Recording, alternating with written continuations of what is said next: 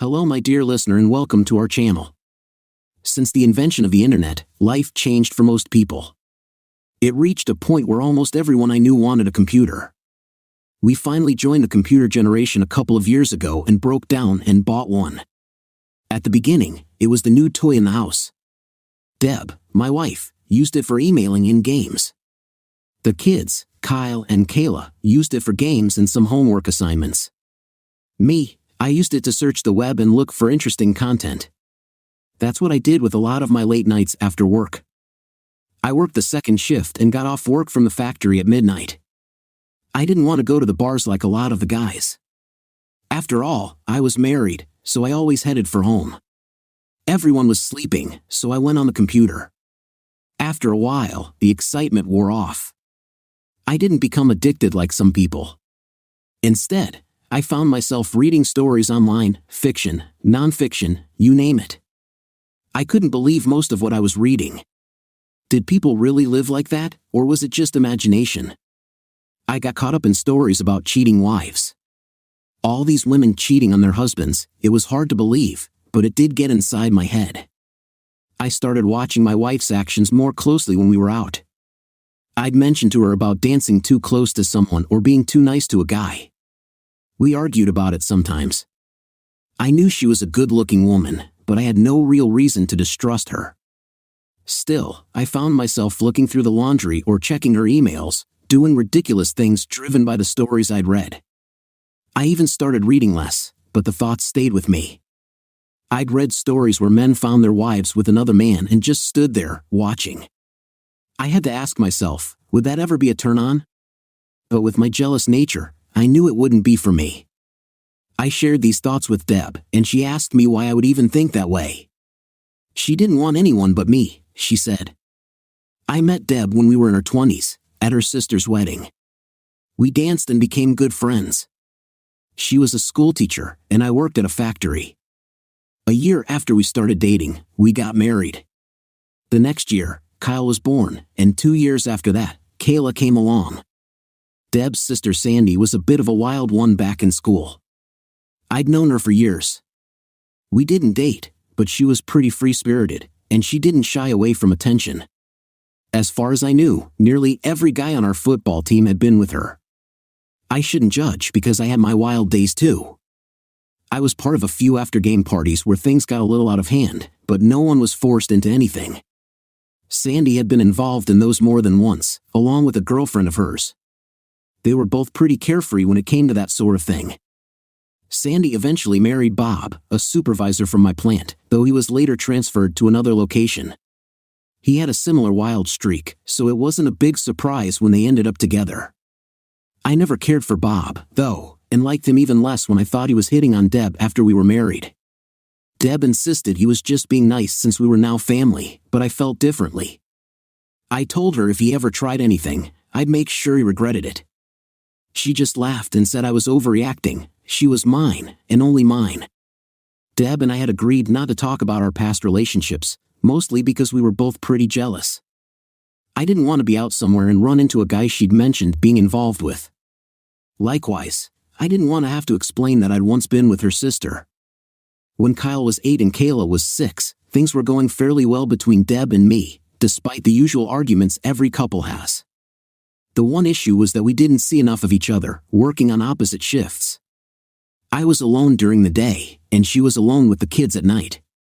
It wasn't ideal, but it was the way things were.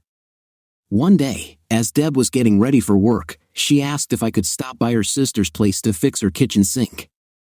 It was leaking, and Bob, not being the handiest guy, couldn't manage it. I laughed when she mentioned plumbing, and she quickly clarified, the sink's plumbing, not my sister's. If you ever try fixing hers, you'll be sorry. We both laughed, and I promised to stop by before heading to work. She kissed me goodbye and headed out with the kids for school. I couldn't help but think about Sandy.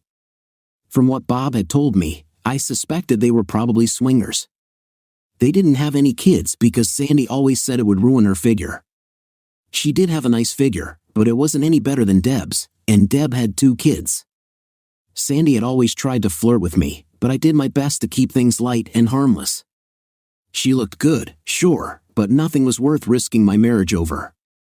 I remember her once telling me that someday something would happen between us, but I never took it seriously. Sandy worked part-time as a cashier at one of the local grocery stores, and she had the day off when I stopped by to fix her plumbing. When I got there, she was wearing a robe that seemed a bit too casual for company. She offered me a cup of coffee, and we chatted for a few minutes before she showed me the sink. It was just clogged, nothing major, and I wondered why Bob hadn't fixed it himself. I cleared out the space under the sink to take apart the trap and found it was clogged with food scraps like eggshells and potato peels. As I was lying under the sink, fixing the pipes, I noticed Sandy standing nearby, not in a way that seemed entirely innocent. She wasn't wearing anything under her robe, and it became clear that she was trying to provoke something. She made a comment, insinuating something more, but I told her to stop and let me finish the job. She backed away briefly, but it was obvious she wasn't giving up. After I finished fixing the sink and stood up, Sandy tried again, more directly. She asked if I was going to give in to her advances, reminding me of something from high school. I cut her off, telling her I couldn't do it. I loved Deb, her sister, and wouldn't betray her. Sandy was persistent, even threatening to tell Deb that something had happened whether it was true or not. I was in shock, trying to wrap my head around why she would want to hurt us like that. She just laughed, dismissing my concern. Realizing the situation was only going to get worse if I stayed, I grabbed my tools and told Sandy I was done. I left quickly, my mind racing with the possibility that she might lie to Deb. When I got to work, I tried calling Deb, but she wasn't home yet, so I left a message. Deb, I love you. I need to tell you something about your sister when I get home tonight. I tried to focus on my job, but my mind kept drifting back to the whole situation. Later, I called home again, but there was still no answer. Growing more anxious, I called Deb's mom, who told me that Deb had gone out with Sandy and Bob and that she was watching the kids. She assured me everything seemed fine and that Deb had planned to pick up the kids later. It was the longest night of my life. I knew I had to tell Deb the truth about what had happened between me and Sandy back in high school, even though it was long before I had ever met Deb. I was certain she would understand, but I couldn't shake the feeling of dread. When my shift finally ended, I drove home, only to find Sandy's car in the driveway. I took a deep breath and went inside, prepared to face whatever was coming. What I walked into was far worse than I could have imagined. In the living room, my wife was sitting on the couch with Sandy beside her, holding her hand. Bob was standing, pulling up his pants, and Deb looked disoriented, like she'd had too much to drink. The whole scene made my blood boil. Sandy was smirking, and Bob had a smug grin on his face. Deb looked confused and scared. I lost it. I didn't feel anything but pure anger as I charged at Bob and started hitting him. I wasn't thinking straight, I just wanted to hurt him for what he'd done. There was screaming behind me. I couldn't tell if it was Deb or Sandy, but I didn't stop until I felt a sharp pain on the back of my head, and everything went dark. When I woke up, I was in the hospital. There was a police officer in the room with me. "You're awake," he said. "I'm Patrolman Gene Andrews. You're in the hospital because you have a concussion from being hit over the head. There was a fight at your house, and the police were called. You are going to be charged with assault, but the charges have been dropped. You're a very lucky man. You could have gone to prison for as much as 18 months. What about the assault on me? You said someone hit me over the head. According to witnesses, you came home and started a fight with your brother-in-law. In order to stop you, his wife hit you over the head with a vase. You were only hit once, and it was to break up the fight. You should thank them for dropping the charges. Where was my wife when you got there? When we arrived, your wife was unwell. Your sister-in-law said she had too much to drink. When you got mad at her and moved toward her, your brother-in-law intervened, and that's when the fight started. He was just trying to protect himself. Your wife told us she could hardly remember anything except you yelling at her. If the charges were dropped, why are you here? My supervisor called while you were still out and told me to wait for your statement. So, what happened? I have nothing to say. I wasn't about to tell the world that I caught my wife with another man. I just laid there and said nothing. Okay, then, have it your way. According to the doctor, you'll need to stay here until tomorrow. I suggest you think about what happened and be thankful no charges were filed. You're a very lucky man, Mr. Harper." The officer left, and I lay there with a terrible headache, unsure of what to do next. I knew I couldn't stay with a wife who had betrayed me, but I had to understand why she did it. I called my sister Amy to come pick me up the next morning. I didn't have a way to get home, and I certainly didn't want Debbie picking me up. While waiting for Amy, the phone rang. It was Deb. "Do you want me to come and pick you up? We need to talk. Now that we're even." "Even? What the hell are you talking about? You slept with Bob, and now we're even? I have Amy coming to pick me up. I'm just going to grab some of my things, and I'll be leaving." "What do you mean, leaving?" "I just got even with you for what you did," Deb replied. "I'm not discussing this over the phone. Amy and I will be by to pick up my things, and we'll talk then." I hung up and waited for Amy. She showed up a few minutes later, and we headed to my house. I asked Amy to wait in the car. She liked Deb, and I didn't want her caught in the middle. I knocked on the door, and Deb opened it. I asked where the kids were, and she said they were still at her mom's. I spoke first. "Did you get my phone message?" "Yes, and Sandy told me how you forced yourself on her." "How could you do that?" she asked, her voice trembling. "I did no such thing. That's why I left the message. I went to Sandy's to fix her plumbing. She made advances, but I said no. She kept pushing and finally threatened to tell you that something happened between us, even though it didn't. I don't believe you. You're lying. Why would my sister lie to me?" Deb was crying now. "She's jealous of our marriage. She wanted to see if she could break us up, and it looks like she succeeded. Why do you think she sat by while Bob got involved? They're swingers, Deb. They wanted to bring you into their world. And it worked. You let Bob sleep with you, and now our marriage is over." "No, it's not true. I did it to get even with you. You hurt my sister, and I was trying to make things right. Sandy knew intimate details about you. She described things only someone who had been with you could know. Sandy's a liar. The only reason she knows anything about me is because of something that happened between us in high school. Yes, I slept with her back then, but it was long before I ever met you. I didn't tell you because it was in the past. I fell in love with you, Deb, and I didn't want to lose you." "I don't know what to believe anymore," Deb said, her voice breaking. "Sandy may be your sister, but I'm your husband. And instead of trusting me, you let him come between us. You didn't even ask me for the truth. I thought. No, you didn't think. If you truly believed I assaulted your sister, why didn't she call the cops? Sandy said she didn't want to create a family scandal. She had no problem hitting me over the head and calling the police last night. You can believe whatever you want, but this marriage is over. If I really did what she says, why would you want to stay with me? I didn't want this. I love you," Deb sobbed. "Love? You better take a good look at what that word means, because it doesn't involve doing what you did. I'm going to grab a few of my things and be gone.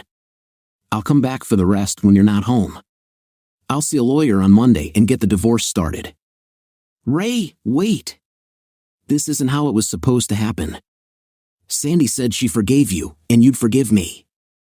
I was just trying to get even with you." "No, Deb. You were just getting involved with Bob and your sister's lies."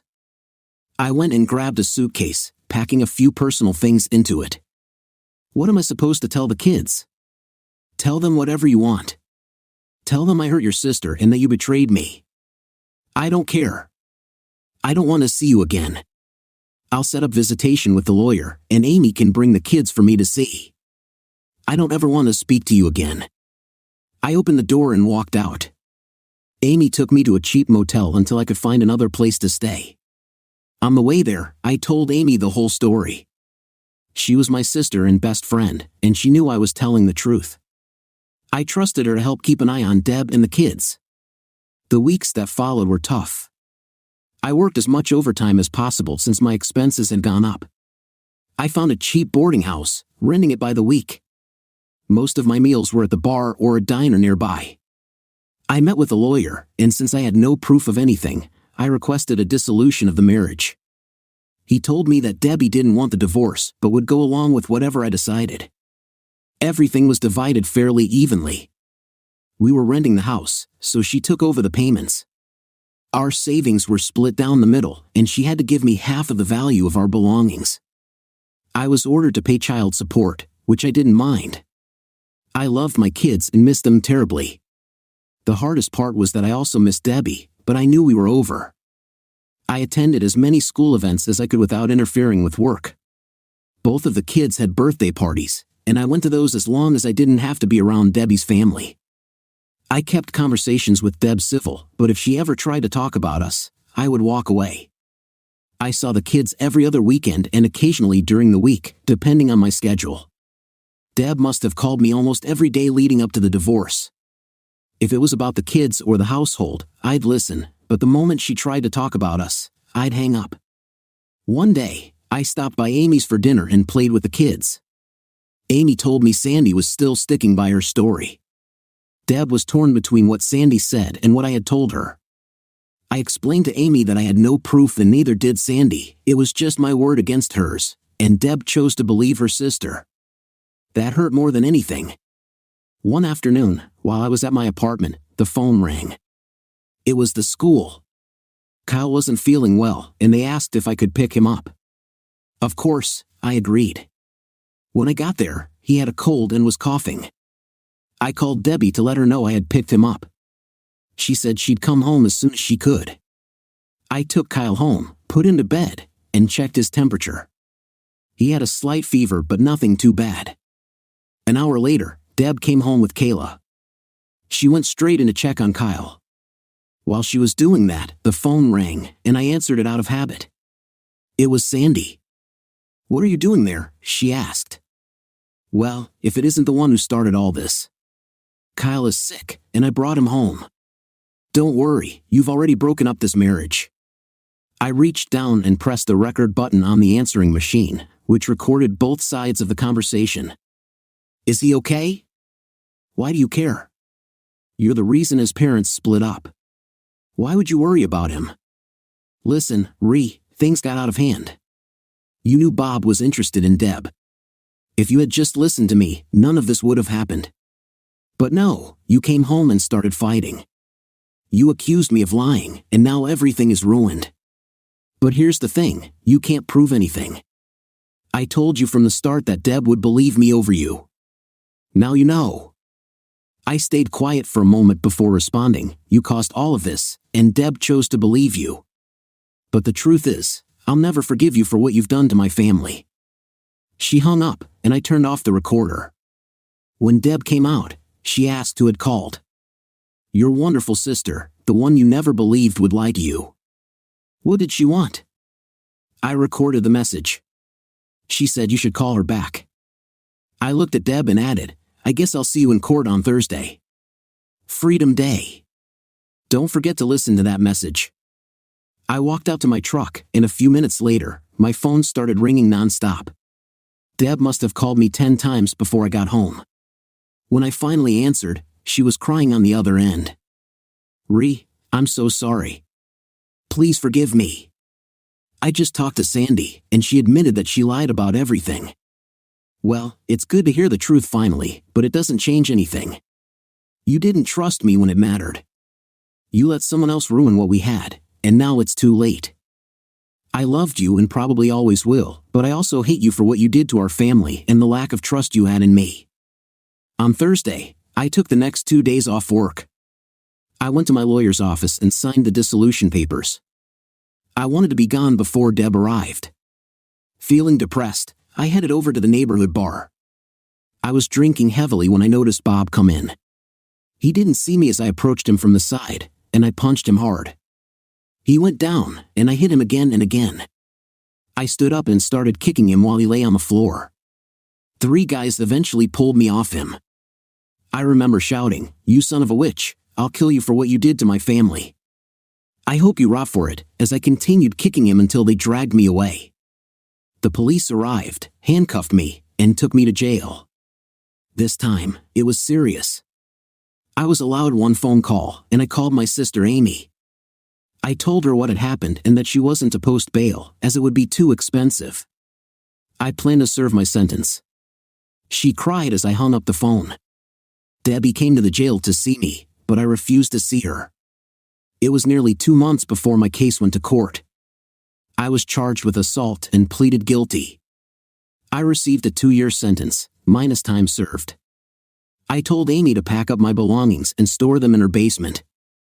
She mentioned that Debbie was really feeling guilty and wanted to see me, but I told her I didn't want to see Deb. "I know you don't want to hear this," Amy said, "but Deb really loves you. Her whole family is angry about what Sandy said. Something else you should know, Debbie never signed the divorce papers. You're going to prison a married man. Prison was a different world, not the kind of place you'd ever want to live. Fights were frequent, and I had to prove myself constantly. I wasn't anyone's target, but I still found myself in the infirmary twice during my first 2 months due to cuts from the fights. Over time, things calmed down as people left me alone. My cellmate was a lifer named Killer. He had gone home one day, found his wife with another man, and in a fit of rage, attacked them both. According to the papers, he had stabbed them upwards of 80 times. Killer was tough to get to know. He'd even killed another inmate the year before during a fight. I tried to keep to myself, but trouble always found me. After a while, though, even Killer started talking to me. One visiting day, I went to see who had come to visit. I thought it would be Amy or my dad, but it was Debbie. "What are you doing here?" I asked. She looked so nice, so put together. For a moment, I wished I could hug her, but I played it cold. I love you. I made a lot of mistakes. I brought some pictures from the kids, they miss you, and so do I." Tears streamed down her face. "Look, I have a new life now. Just take care of my kids and tell them I love them." She handed me the photos, their latest school pictures, and they looked so cute. I didn't sign the divorce papers. I'll wait for you, no matter how long it takes. I know I made a terrible mistake, but I believe we can get past it if you still love me." I didn't know what to say. Of course, I still loved her, but I hated what she had done and how she hadn't believed me. Without another word, I stood up and walked back to my cell, leaving her behind at the window without looking back. I worked in the prison kitchen and overheard some inmates talking about a plan to go after Killer. Apparently, it was revenge for him killing one of their friends. They planned to corner him in the lunchroom the next evening. I didn't want to be part of any groups, but I couldn't let this man die. I decided to tell Killer. When I told him, he wasn't sure whether to believe me. "You can believe what you want," I said. "I didn't tell the guards, and I'm taking a big chance telling you." Killer stared into my eyes for a long moment. "You can tell a lot about a man by looking in his eyes," he said, before warning me to stay away from him the next day. He had his own plan. I couldn't believe what he did. He put 2 thin, hard-covered books under his shirt, protecting his kidneys. 3 of his group sat behind him at another table, keeping watch. When the attacker came up and tried to stab him, the knife hit the books instead. The shiv was too dull to go through the books, and Killer's friends grabbed the guy and started beating him until the guards intervened. The attacker was sent to solitary, and Killer sat back down calmly, finishing his meal as if nothing had happened. After that, Killer and I talked more regularly. Inside our cell, he was a different person, much more open. But outside, he remained the hard-nosed leader of his group. He asked me about Debbie and the kids. He told me he had 3 grown-up kids of his own, but of course, they never came to see him since he killed their mother. His youngest daughter, Angie, was the only one on his side. She knew that her mother had caused the family's problems, and she wrote to him regularly. But he told her not to visit. He didn't want to risk her being exposed to the prison environment. I could tell he truly loved his daughter, as he smiled when he mentioned that she had become a lawyer. I opened up to him about my own miserable situation, explaining how Sandy had set me up and caused trouble between me and Debbie. "Do you still love her?" Killer asked. "Yes, I think so, but at the same time, I hate what she did to our family," I replied. "And does she still love you?" "She says she does, but I can't forgive her." "Why not?" look where you are now. You've hit rock bottom. If there was a woman out there who loved me and said she'd wait for me, I'd be the happiest man alive. But what about the distrust, not believing me, and being with another man? I said. You killed the man and your wife for the same thing. And I regret it every day of my life, he responded. I wish I'd given her a second chance and had my family back.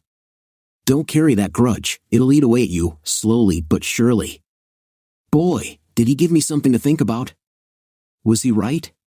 What would I do when I got out? I had no job, no future, and, right now, no family. The following month, Debbie came to visit again. She smiled at me with tears in her eyes. The kids drew you some more pictures, she said, placing them in the tray. I looked at them, pictures of a dad, mom, and 2 kids. I guess the kids still saw us as a family. They miss you, God, I miss you. Will you ever be able to forgive me? Can we be a family again? I'll do whatever it takes. I don't talk to Sandy or Bob anymore after what happened. I'm so sorry for not trusting you. I thought to myself, she didn't believe me once, so the next time someone says something, will she believe them over me again? Deb, I've been doing a lot of thinking. I want to forgive you, but I don't know if I can. Seeing you with Bob, it's not something I can get out of my mind. Did you really care about him? No, I hated it. That's why I threw up when you walked in. I saw the look on your face, and I felt sick. I knew right then I'd made a terrible mistake trying to get even. I wish I could take it all back. I was so drunk, I didn't know what I was doing. There's only one man I want, and that's you, Ray, the father of our 2 kids. A couple of weeks later, Amy came to visit me. Ray, remember I told you that Deb stopped seeing Sandy, she said. Well, I went by the house, and I saw Sandy and Bob going in. I don't know why they were there, so I kept driving, but I thought you should know. Now, I was confused again. Had Deb lied to me again? I was almost ready to forgive her and try to rebuild our life together. I knew Amy wouldn't lie to me, so I had to find out what was going on. About a month later, Killer and I were talking, and he told me he thought he owed me a favor for what I did for him. He mentioned that he had been a lawyer before prison and still had some connections. He was going to see if he could get me into an early release program. I didn't know whether to believe him, but he'd never lied to me before. It might sound strange to say this about someone like him, but I respected Killer. He had a way about him, his speech and presence demanded respect. I knew better than to ask too many questions, so I took him at his word. A few weeks later, I was called to the warden's office, where a parole board meeting was taking place. The warden spoke first. Mr. Harper, we have a petition for an early release hearing for you. I don't know who you know, but someone suggested we give you a chance. After reviewing your record, we see you had a rough time adjusting to prison in the beginning. Is that correct? Yes, sir, I replied. I guess I wasn't cut out for prison life, but I've tried to adjust. If you were released early, where would you live, and how would you support yourself? I had to think quickly, knowing this was a crucial question. Well, sir, my sister is my best friend, and she and her husband said I could live with them until I get back on my feet. Aren't you married, Mr. Harper? Yes, sir, but we were in the process of a divorce when I was sentenced. Right now, I'm not sure where we stand on that. We appreciate your honesty. We knew you were separated and wanted to see if you'd be truthful with us. As far as work goes, does your former employer have a job for you? Yes, sir. My boss said I was a good worker and to come see him when I get out. What are the chances of you returning to prison? It doesn't look good when someone we release early ends up back inside. I promise, sir, I never want to see these prison walls again. Go back to your cell, Mr. Harper. We'll get back to you by the end of the month. Yes, sir, and thank you for considering me for early release. When I got back to my cell, Killer asked how it went. I told him everything and asked if he had anything to do with it. You never know, he said, but if you get released early, I'll expect a carton of cigarettes a week in my account. He laughed. A few days later, Debbie was back and said that someone from the parole board had been by the house. Are you getting an early release? She asked. What did they want? What did they say? They asked how we got along and if I could live there, I said, feeling nervous. I told them we were separated, but I'd welcome you back, she replied, a bit anxious. I changed the subject. You told me you stopped seeing Sandy. Have you been seeing her? She's my sister, Debbie said. I don't see her often, though. I cut her off, and Bob too. Have you seen him lately? I asked, watching her reaction. She looked uncomfortable. Why are you asking me these questions? You can't be trusted. You told me you wouldn't see Sandy, but she and Bob were at the house. Did something happen between you and Bob again? Is that why you're worried about my early release? Did you tell him that when I get out, I'm coming for him? And if you're involved with him again, I'll deal with you, too.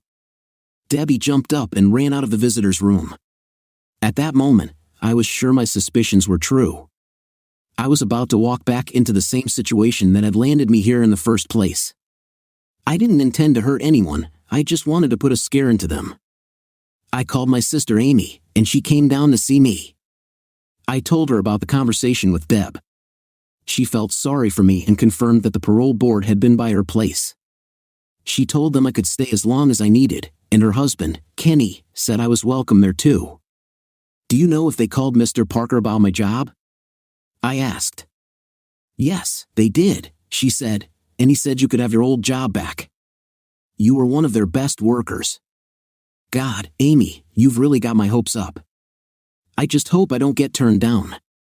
You won't. They said since you have a place to stay and a job lined up, you'll probably be released at the start of the month. She started crying. Amy was right. I got called up and told I was being released the following week. I was given the name of an attorney who would handle my case and was told to report to their office first thing after my release.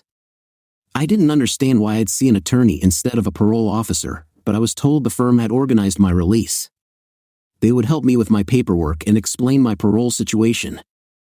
I thanked Killer, and he reminded me about the cigarettes. I promised him they'd be there. To be honest, I don't know if he had anything to do with my early release, but it was worth a carton of cigarettes just to be free. As I walked out of the front gate, there was Amy, crying. I gave her a hug and a light kiss on the cheek. Welcome back, bro, she said. Amy and her husband greeted me warmly. I knew I was truly welcome there. Of course, I asked about Debbie.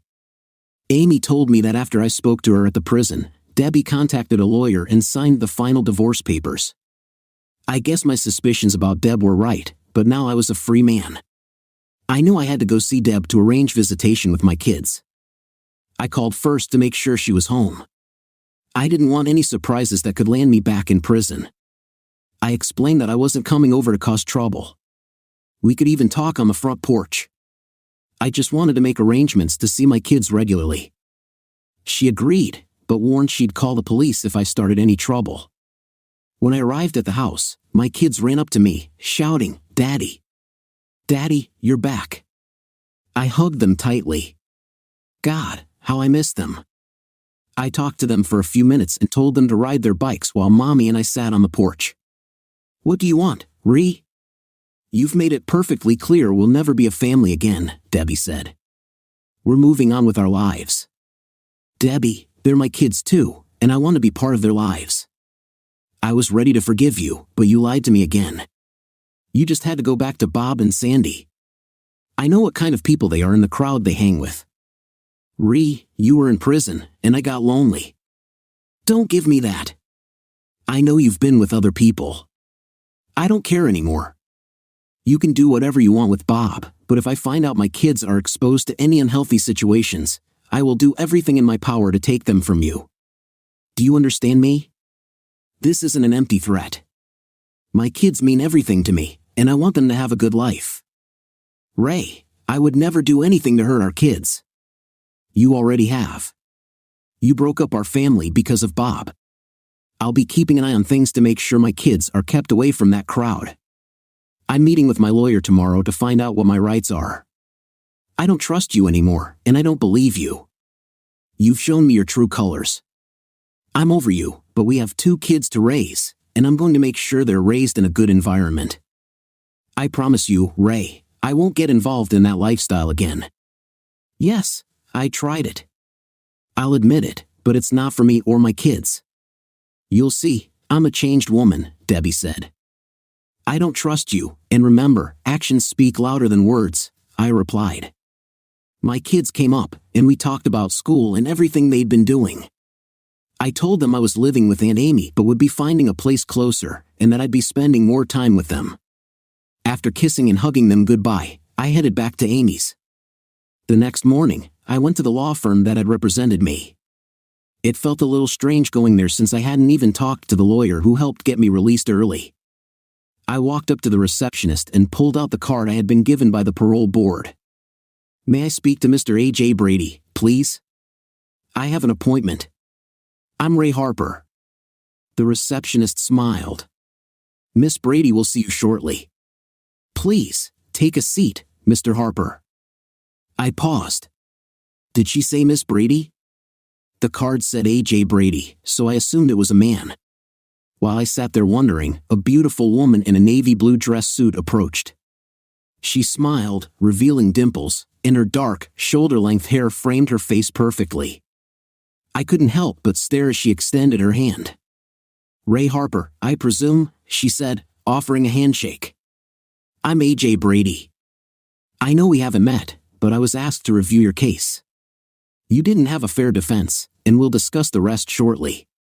Would you please follow me to my office? Mary, I don't want to be disturbed. Please take messages on any calls I get and tell them I'll get back to them, Miss Brady said to the receptionist as we walked away. I followed her into her office. Honestly, I would have followed her just about anywhere at that moment. She was strikingly attractive. Well, Mr. Harper, we finally meet, she said as we sat down. Please, call me Ree if you don't mind. I owe you my life, and I have no idea why you did it. Ree, a good friend of mine asked me to look into your case. Your previous lawyer let you plead guilty without helping you. There were many mitigating circumstances he never mentioned, like the fact that you had just signed your divorce papers, and the man who played a role in your divorce showed up where you were. You weren't in the best state of mind. These factors could have reduced your sentence.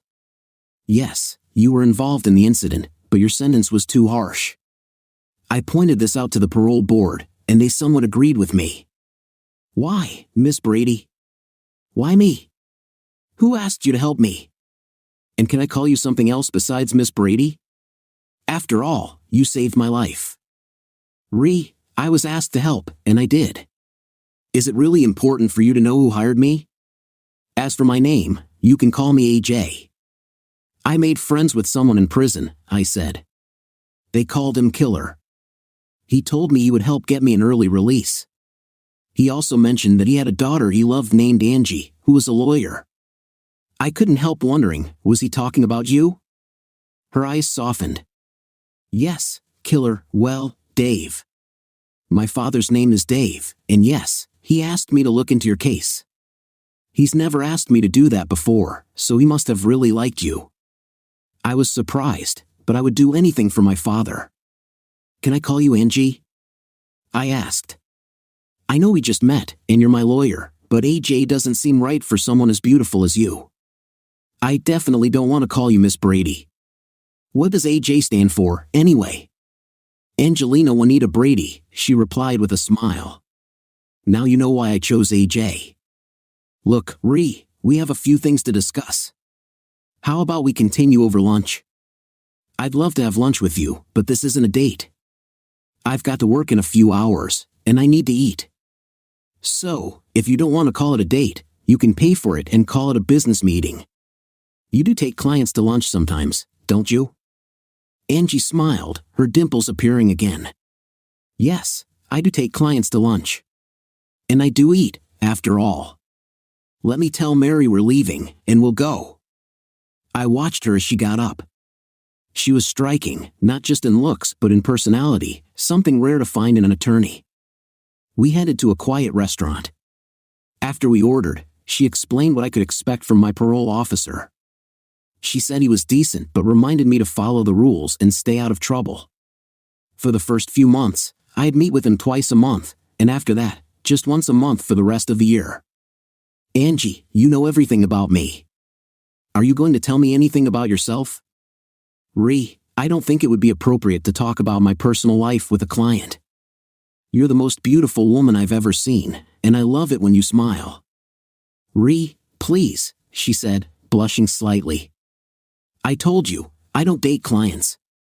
But thank you for the compliment. Tell me about your law degree, then, I said. That's business, and as a client, I have a right to know. She smiled a little and tried not to laugh. Okay, Ray. I received my law degree from the university on a scholarship. I've been an attorney for a few years now, specializing in criminal law. Our lunch arrived, and as we began eating, I couldn't help but think about Angie. Will I see you again, Angie? As a matter of fact, you need to come back next week to fill out some paperwork with your parole officer. We can have lunch again then. I'll even buy, she replied. I could see she was softening a bit. Okay, but it's a lunch to discuss business only, she said with a smile. After lunch, we returned to the office. When she extended her hand to say goodbye, I took it in both of mine for a few seconds, wondering what she was thinking. I hope she didn't see me as just another client. We said our goodbyes, and I told her I was already looking forward to our next lunch. Her receptionist glanced at her and smiled. It seemed that clients didn't often approach their lawyers like that, but then again, most lawyers didn't look like Angie. Returning to work felt great. It was like riding a bike, just get back on and start riding. Most of the guys I used to work with were still there, and it felt like they had a newfound respect for me. No one messed with me. For the next 2 Mondays, I had appointments with Angie. She tried to keep it strictly business, but I wanted to know more about her. By the 4th week, she told me we were done with our business transactions. Are you still my attorney? I asked. Of course. If you ever have a problem, all you need to do is call me, she said. Angie, I'm afraid I have to fire you, I said, feeling conflicted. I'm so sorry. Fire me? What's gotten into you? I helped you get out of prison and didn't charge you anything. And now you want to fire me? Yes. You said you wouldn't date clients, but I want a real date. I want to take you out for a proper dinner and maybe dancing. I'd like to really get to know you. I know I'm an ex-con and a factory worker, but I think you feel the same way because the last 3 weeks, I could have phoned in the information you needed. I think you want to see me too. I'm sorry. I'm slightly attracted to you, but it's the ex-con and factory worker thing, isn't it? You don't think we should be together? No, that's not it at all. You're my client, and I'm your attorney. What will people think? Who cares? Just go out with me once. If you don't have a good time, you'll know not to go again. Follow your heart and go out with me on Saturday night. Look, I know I'm freshly out of prison and I don't know where this is going, but I'm willing to give it a chance. Oh God, I know I shouldn't do this, but I'll go once. I'm telling you right now, don't try to push for anything more, Angie replied, a bit flustered. We went out that Saturday. I borrowed my sister's car. I didn't want to take Angie out in my old truck. She had given me her address, which turned out to be a townhouse. When she answered the door, I was struck by how stunning she looked. We went to a fancy restaurant, ordered wine, and then dinner. Afterward, while listening to the music, I asked her about herself. Angie, tell me about yourself. Where did you grow up?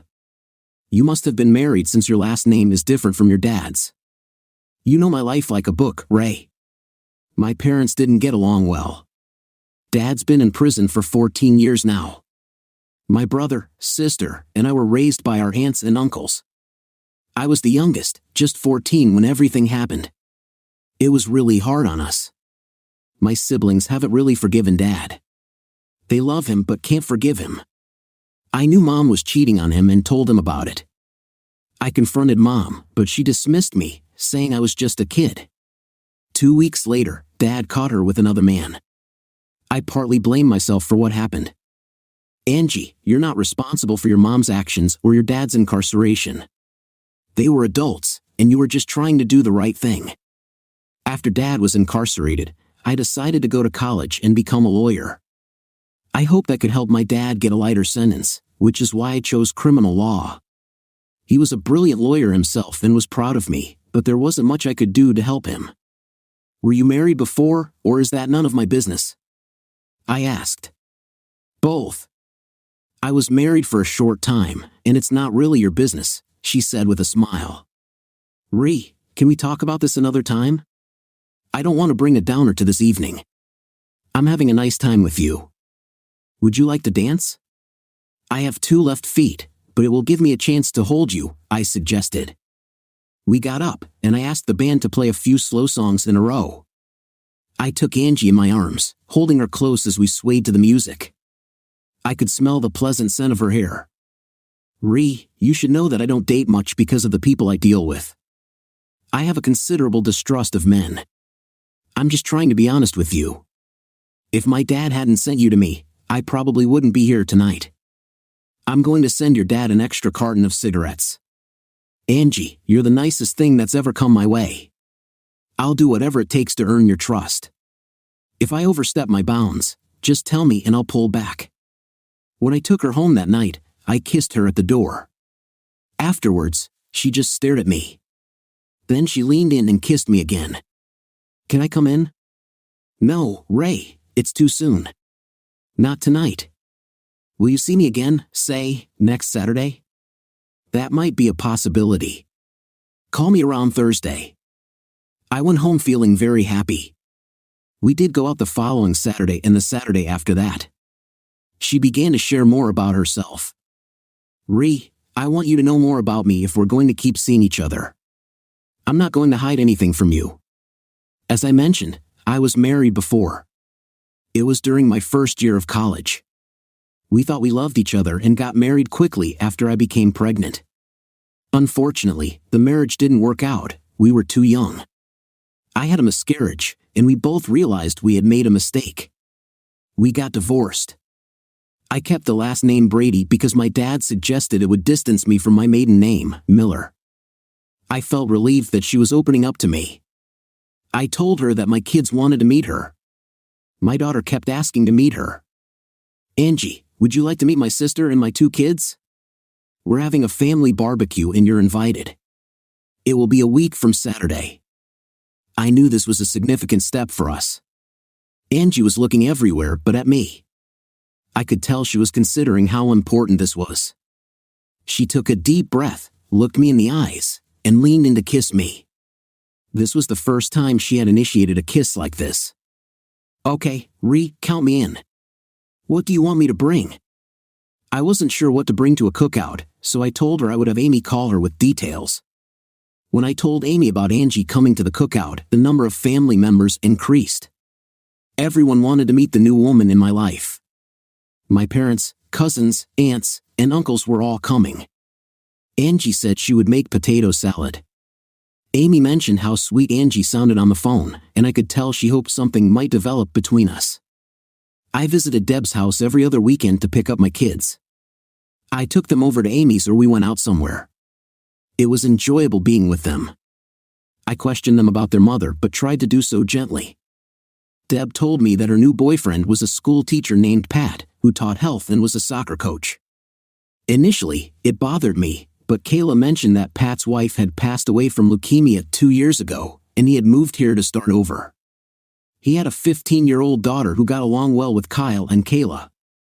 I want to tell you, Deb, that your lying and cheating ruined our relationship. If you care for this man, treat him right and be honest with him. Don't mess it up like you did with us. Pat likes our kids and treats them well. He knows about me and understands that I'm their father. I hope it works out for you. I'm sorry for all the hurt I caused.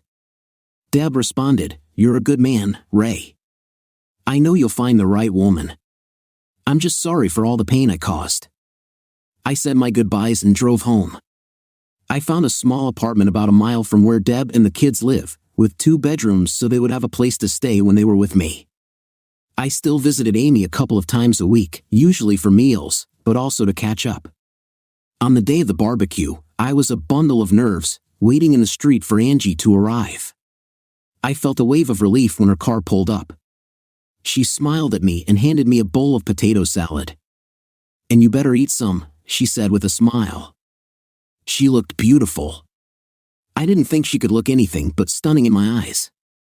I felt so happy around her and knew I was falling in love with her, even though we hadn't done more than kiss. Some things you just know. I introduced Angie to everyone as a good friend of mine. When I introduced her to my mom and dad, she smiled and gave them a hug. My dad said right in front of her, "Don't let this one go, Ree. We already love her, and we don't even know her yet." Angie looked at me and smiled, which I took as positive feedback. When I introduced her to Amy, they both exchanged glances. "Ree, I never told you, but I met your sister when I was interviewing people for your early release. I didn't mention it because the topic didn't come up until now. I had no idea we'd become friends. I told you I wouldn't lie to you, which is why I'm sharing this now. Amy and I haven't talked since the parole interview until she called me about the potato salad. Is there anyone else you talked to that I should know about?" Angie asked. "Yes, Deb, your ex-wife, Sue, and Bob. I also spoke with your boss to ensure you'd have a job, as well as the witnesses to the bar fight and the police who arrested Ed. I did all this as your attorney. I had no idea I would end up developing feelings for you. I'm sorry for not disclosing all this earlier, but I wasn't supposed to share these details with you while you were my client. If you want me to leave, please tell me." "No, I'm not asking you to leave. You just told me you were falling for me, and that's all I needed to hear." I pulled her close and kissed her, then put my arm around her and introduced her to the rest of the family. I told Angie I'd be back in a few minutes to get my kids, who were eager to meet her. When I returned, Kayla walked up to Angie and introduced herself. "Hi, I'm Kayla. Are you Daddy's girlfriend? You're really pretty, just like Daddy said." "Hello, Kayla. You can call me Angie or AJ. You're a very pretty girl yourself." "It's so nice to meet you," Angie replied. Kayla said, "Come over and meet my big brother. He's shy and afraid of girls. Kyle, this is AJ, Daddy's friend." I watched as Kyle shook Angie's hand. She knelt down to talk to the kids at their level. It was clear they were going to get along well. I joined them, and Kyle said, "We like her, Daddy. She's so pretty and nice." The barbecue was a success.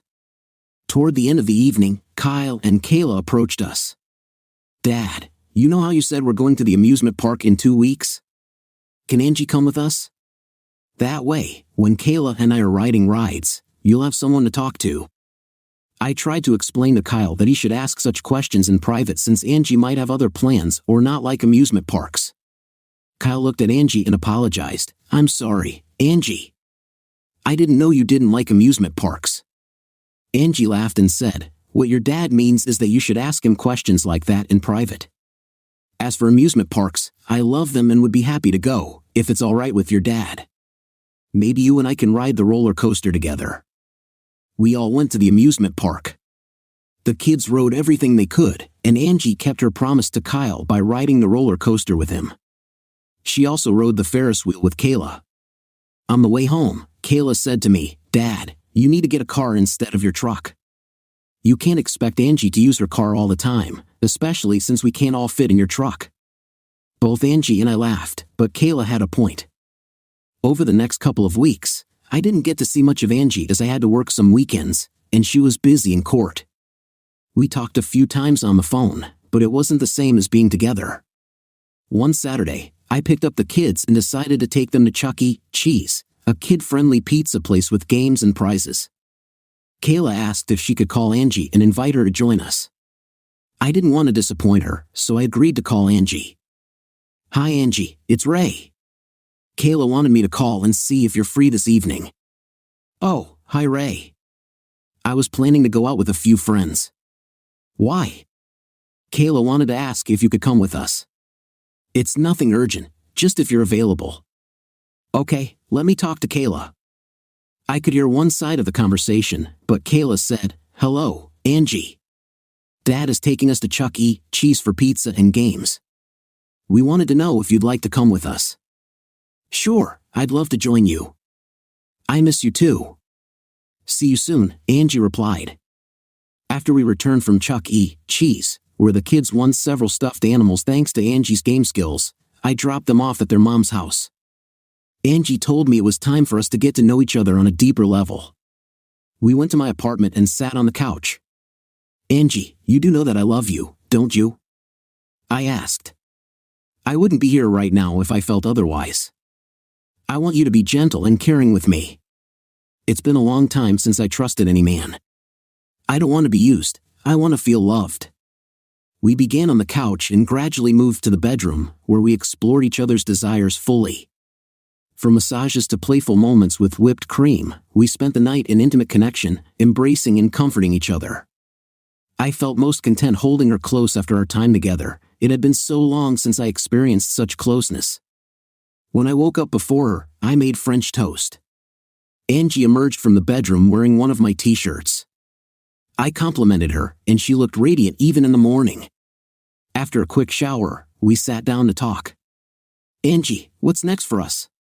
I asked. "You know I love you, and my family loves you too. What do you envision for our future?" She smiled and said, "We've only known each other a few months, and we just shared such a special night. But I want you in my life every day. If you feel we haven't spent enough time together, we can continue as long as you'd like." I looked at her, hoping to take the next step. "Angie, I want you to be my wife. Will you marry me?" With tears in her eyes, Angie replied, "I don't take love lightly. I made a mistake once, but I am committed to you. Yes, I'll marry you. I promise to always be there for you and the kids, to be honest and faithful. I expect the same from you." As we embraced, Angie shared her feelings.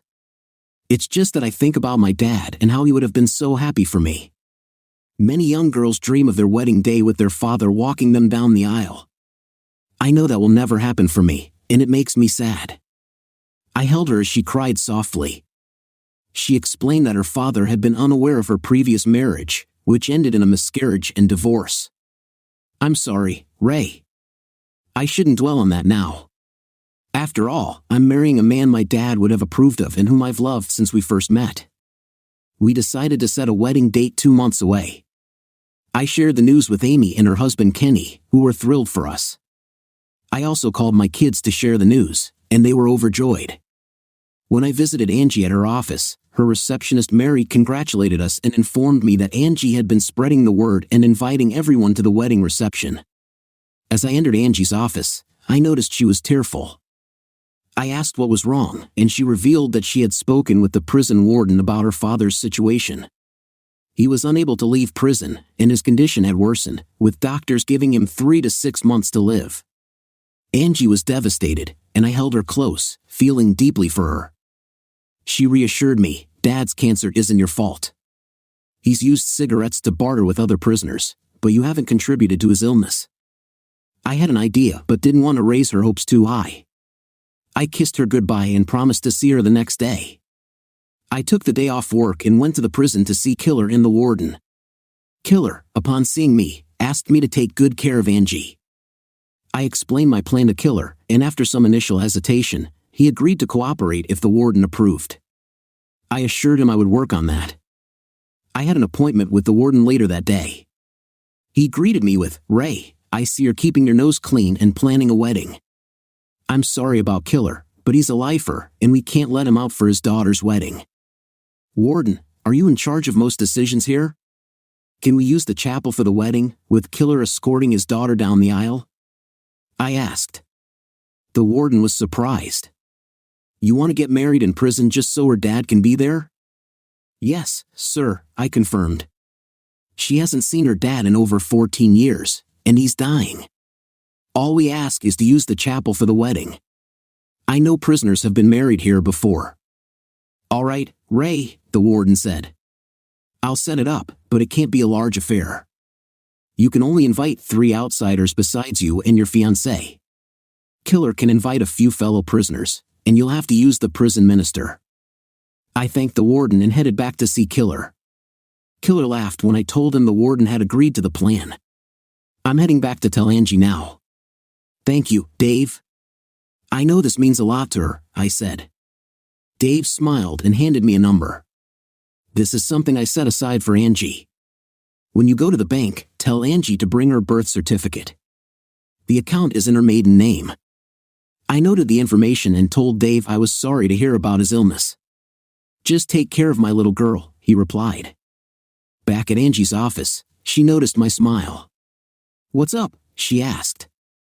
Do you mind getting married in prison? I asked. She was puzzled. What are you talking about, Ray? I explained the arrangement with the warden and how her father would be able to escort her down the aisle. Angie began to cry tears of joy. God, I love you, Ray, she said. I then told her about the bank deposit box. We went to check it out. At the bank, Angie provided her number and birth certificate, and we were shown to the safe deposit box. Inside was a note from her father. Dear Angie, if you're opening this box, you are either getting married or I have passed on. I hope it's the former. This box contains your mother's wedding ring, which I saved for you.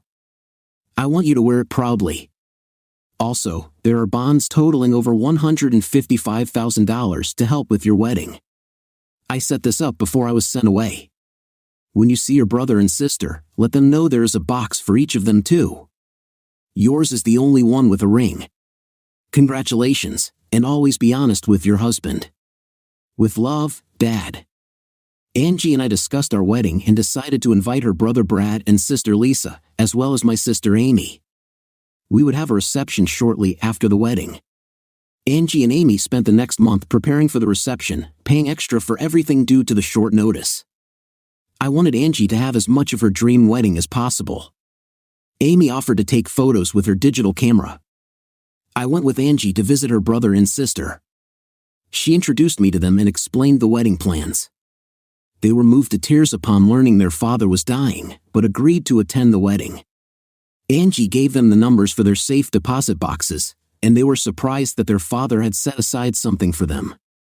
On the wedding day, Angie and I drove to the prison together. Amy and her husband joined us, though he waited in the car.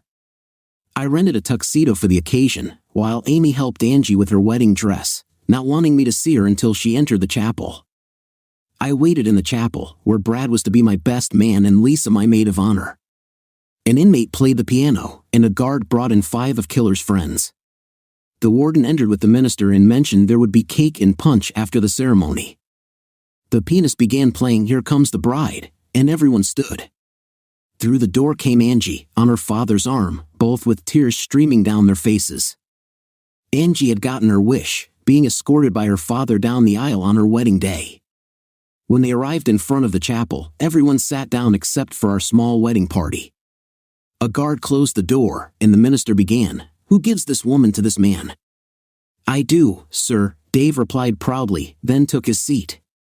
The minister continued, addressing Angie, Angelina W. Miller, do you take Raymond Michael Harper to be your husband? He then asked me the same question. We both affirmed our commitment to love and honor each other from this day forward. We were determined to make our marriage work despite our rocky pasts. After exchanging vows, I kissed the bride, and Angie turned to kiss and hug her father. We moved to an adjoining room for a few minutes to enjoy some cake and punch provided by the warden.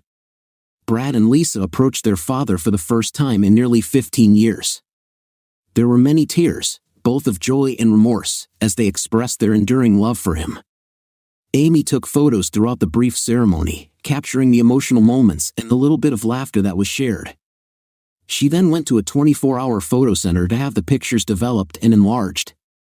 After saying our goodbyes to Dave and the warden, we left the prison to head to our reception. At the reception, everyone we invited attended. Kyle and Kayla were the first to greet us, jumping up and down with excitement. Inside the hall, we were welcomed with shouts of joy. My parents were there with tears in their eyes, and many of Angie's friends were there to greet us. Mary, one of Angie's friends, came over to give us a hug. About half an hour later, Amy arrived with the photos she had taken. She had a couple of enlarged prints on display. Brad and Lisa had returned home to bring their families. Brad was with his wife and 2 kids, and Lisa with her husband and 3 kids. They showed their children a photo of Dave, explaining who he was.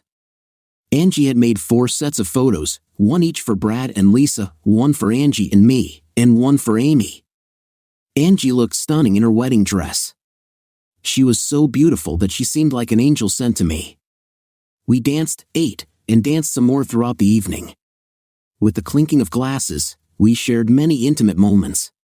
My colleagues commented on how lucky I was, and I knew it was true. I had won the brass ring and intended to hold on to it forever. Debbie and Pat did not attend the wedding. This was Angie's special day, and I wanted nothing to spoil it. Watching Angie with her father, seeing her siblings reconnect, and witnessing the family coming back together made it a day I would never forget. It's been 6 months since our wedding. Debbie and Pat married last month, and I was pleased to see Debbie making an effort to build a new life. My kids told me that Pat treats them well. Aunt Sue and Uncle Bob have moved to another state, and I've managed to transfer to a shift that allows me to spend more time with my kids and be home with Angie every evening.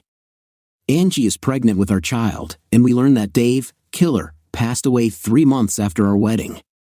His children visited him each month until his passing. It was sad, but we had the chance to tell him about Angie's pregnancy and that we were naming the baby David Raymond. It brought a smile to Dave's face. As I reflect on everything that has happened, my past struggles, meeting the woman of my dreams, and starting a family with her, I am grateful for the chance at happiness. There isn't a day that goes by when I don't thank God for what I have. I thank Him for giving Angie and me another chance at happiness. Dear listeners, please share your thoughts in the comments section below, and don't forget to like, share, and subscribe.